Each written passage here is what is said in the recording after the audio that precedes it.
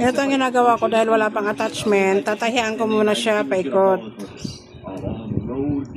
Yung sukat ng magiging butas ng buttonhole.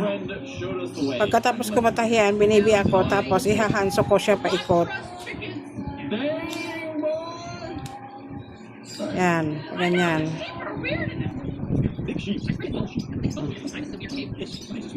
Headline muna tayo. Yan, patahi sa akin. Nursing uniform. Isang, yung set siya. May kasama ring pantalon.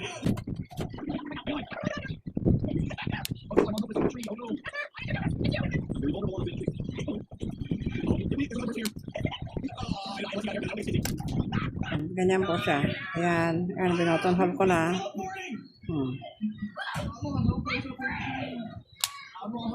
Ito na lang.